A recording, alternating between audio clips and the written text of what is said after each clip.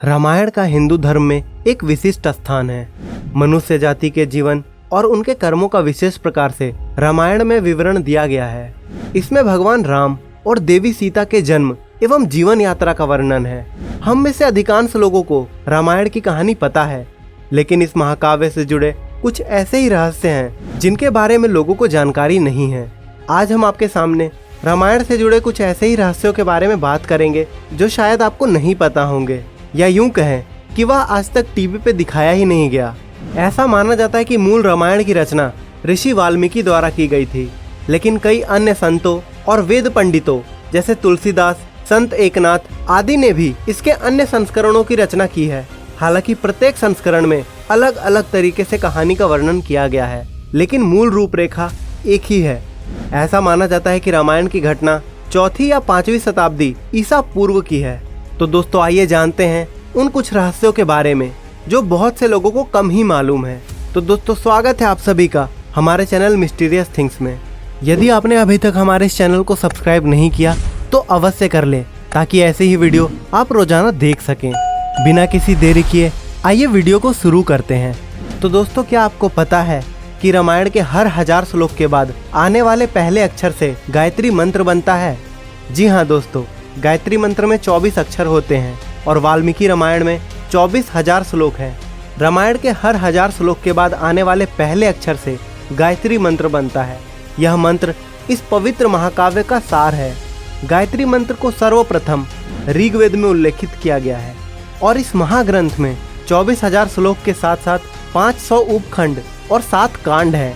और दोस्तों क्या आपको पता है, राम और उनके भाइयों के अलावा राजा दशरथ एक पुत्री के भी पिता थे। जी हाँ दोस्तों, आपने बिल्कुल सही सुना है। श्री राम के माता पिता एवं भाइयों के बारे में तो प्रायः सभी जानते हैं, लेकिन बहुत ही कम लोग को मालूम है कि राम की एक बहन भी थी जिनका नाम शांता था। वे आयु में चारों भाइयों से काफी बड़ी थीं और उनकी माता कौशल्या थी। ऐसी मान्यता है कि एक बार अंग देश के राजा रोमपद और उनकी रानी वर्षिणी अयोध्या आए। उनको कोई संतान नहीं था। बातचीत के दौरान जब राजा दशरथ को यह बात मालूम हुई तो उन्होंने कहा, मैं अपनी बेटी शांता को आपको संतान के रूप में दूंगा। यह सुनकर रोमपद और वर्षिणी बहुत खुश हुए। उन्होंने बहुत स्नेह से उसका पालन पोषण किया और माता पिता के सभी कर्तव्य निभाए। एक दिन राजा रोमपद अपनी पुत्री से बात कर रहे थे। उसी समय द्वार पर एक ब्राह्मण आए और उन्होंने राजा से प्रार्थना की कि वर्षा के दिनों में वे खेत की जुताई में राज दरबार की ओर से मदद प्रदान करें। राजा को यह सुनाई नहीं दिया और वे पुत्री के साथ बातचीत करते रहे। द्वार पर आए नागरिक की याचना न सुनने से ब्राह्मण को दुख हुआ और वे राजा रोमपद का राज्य छोड़कर चले गए। वह ब्राह्मण इंद्र के भक्त थे। अपने भक्त की ऐसी अनदेखी पर इंद्रदेव राजा रोमपद पर क्रुद्ध हुए और उन्होंने उनके राज्य में पर्याप्त वर्षा नहीं की। इससे खेतों में खड़ी फसलें मुरझाने लगी। इस संकट की घड़ी में राजा रोमपद ऋष्यशृंग ऋषि के पास गए और उनसे उपाय पूछा। ऋषि ने बताया कि वे इंद्रदेव को प्रसन्न करने के लिए यज्ञ करें। ऋषि ने यज्ञ किया और खेत खलियान पानी से भर गए। इसके बाद ऋषि का विवाह शांता से हो गया और वे सुखपूर्वक रहने लगे। बाद में ऋष्यशृंग ने दशरथ की पुत्र कामना के लिए पुत्र कामेष्ठी यज्ञ करवाया था। जिस स्थान पर उन्होंने यह यज्ञ करवाया था वह अयोध्या से लगभग 39 किलोमीटर पूर्व में था और वहां आज भी उनका आश्रम है और उनकी तथा उनकी पत्नी की समाधि भी है। रामायण देखते समय हमारे मन में एक प्रश्न जरूर आया होगा कि राम विष्णु के अवतार हैं, लेकिन उनके अन्य भाई किसके अवतार थे? राम को भगवान विष्णु का अवतार माना जाता है, लेकिन आपको पता है कि उनके अन्य भाई किसके अवतार थे? तो दोस्तों लक्ष्मण को शेषनाग का अवतार माना जाता है, जो क्षीर सागर में भगवान विष्णु का आसन है। जबकि भरत को भगवान विष्णु द्वारा हाथों में धारण किए गए सुदर्शन चक्र और शत्रुघ्न को शंख शैली का अवतार माना जाता है। क्या आपको यह बात पता थी? अगर हाँ तो कमेंट करके हमें जरूर बताएं। तो दोस्तों क्या आपको पता है कि सीता स्वयंवर में प्रयुक्त भगवान शिव के धनुष का क्या नाम था? हम में से अधिकांश लोगों को पता है कि राम का सीता से विवाह एक स्वयंवर के माध्यम से हुआ था। उस स्वयंवर के लिए भगवान शिव के धनुष का इस्तेमाल किया गया था, जिस पर सभी राजकुमारों को प्रत्यंचा चढ़ाना था। लेकिन बहुत ही कम लोगों को पता है कि भगवान शिव का उस धनुष का नाम पिनाक था। लक्ष्मण को गुदा केस के नाम से भी जाना जाता है। इस बात की जानकारी बहुत ही कम लोगों को होगी। ऐसा माना जाता है कि वनवास के 14 वर्षों के दौरान अपने भाई और भाभी की रक्षा करने के उद्देश्य से लक्ष्मण कभी सोते नहीं थे इस कारण उन्हें गुदा केस के नाम से भी जाना जाता है। वनवास की पहली रात को जब राम और सीता सो रहे थे तो निंद्रा देवी लक्ष्मण के सामने प्रकट हुई। उस समय लक्ष्मण ने निंद्रा देवी से अनुरोध किया कि ऐसा वरदान दे कि वनवास के 14 वर्षों के दौरान उन्हें नींद न आए और वह अपने प्रिय भाई और भाभी की रक्षा कर सकें। निंद्रा देवी इस बात पर प्रसन्न होकर बोली कि अगर कोई तुम्हारे बदले 14 वर्षों तक सोए तो तुम्हें यह वरदान प्राप्त हो सकता है। इसके बाद लक्ष्मण की सलाह पर निंद्रा देवी लक्ष्मण की पत्नी और सीता की बहन उर्मिला के पास पहुंची। उर्मिला ने लक्ष्मण के बदले सोना स्वीकार किया और पूरे 14 वर्ष तक सोती रही। आइए अब जानते हैं उस जंगल का नाम जहां राम, लक्ष्मण और सीता वनवास के दौरान रुके थे। रामायण महाकाव्य की कहानी के बारे में हम सभी जानते हैं कि राम और सीता लक्ष्मण के साथ 14 वर्षों के लिए वनवास गए थे और राक्षसों के राजा रावण को हराकर वापस अपने राज्य लौटे थे। हम में से अधिकांश लोगों को पता है कि राम, लक्ष्मण और सीता कई साल वन में बिताए थे, लेकिन कुछ ही लोगों को उस वन के नाम की जानकारी होगी। उस वन का नाम दंडकारण्य था, जिसमें राम, सीता और लक्ष्मण ने अपना वनवास बिताया था। यह वन लगभग 35,600 वर्ग मील में फैला हुआ था, जिसमें वर्तमान छत्तीसगढ़, उड़ीसा, महाराष्ट्र और आंध्र प्रदेश के कुछ हिस्से शामिल थे। उस समय यह वन भयंकर राक्षसों का घर माना जाता था, इसलिए उसका नाम दंडकारण्य था, जहाँ दंड का अर्थ सजा देना और आरण्य का अर्थ वन है। और दोस्तों, क्या आपको पता है कि लक्ष्मण रेखा प्रकरण का वर्णन वाल्मीकि रामायण में नहीं है? पूरे रामायण की कहानी में सबसे पेचीदा प्रकरण लक्ष्मण रेखा प्रकरण है, जिसमें लक्ष्मण वन में अपनी झोपड़ी के चारों ओर एक रेखा खींचते हैं।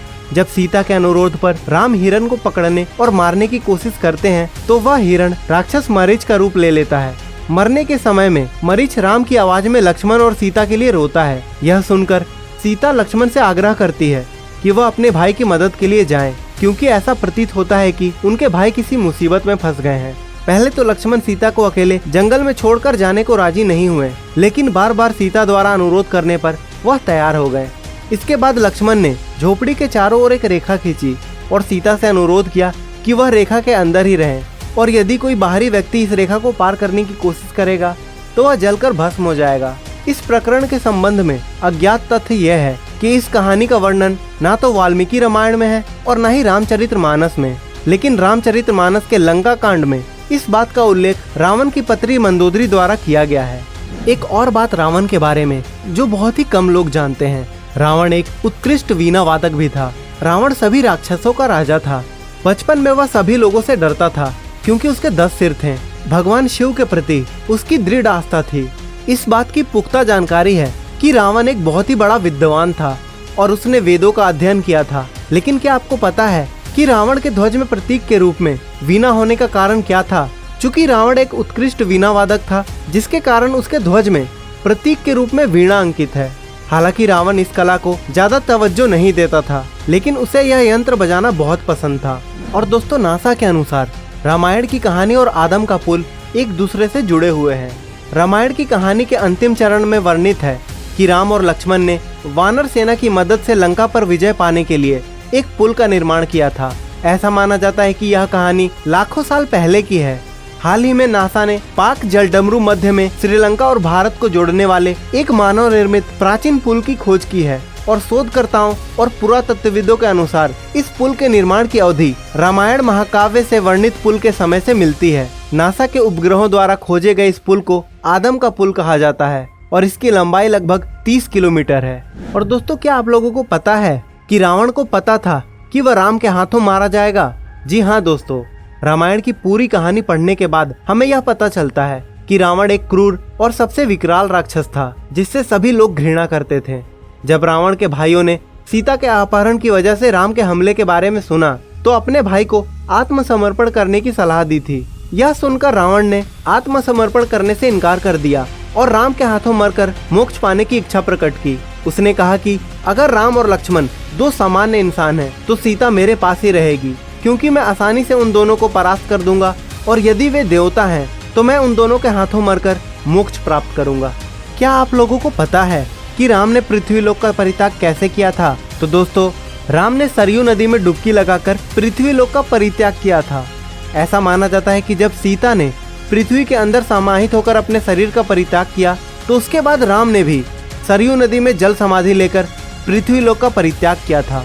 दोस्तों कमेंट सेक्शन में जय श्री राम जरूर लिखें और यह भी बताएं कि इनमें से आपको कौन सी बात पहले से मालूम थी और कौन सी बात इस वीडियो के बाद पता चली। और अपनी राय भी हमें कमेंट सेक्शन में जरूर बताएं। और वीडियो पसंद आई हो तो इसे एक लाइक करें और हमारे मिस्टीरियस थिंग्स चैनल को अवश्य सब्सक्राइब करें। तो दोस्तों इसी के साथ अलविदा, लेकिन जल्द ही मिलेंगे एक नई वीडियो के साथ।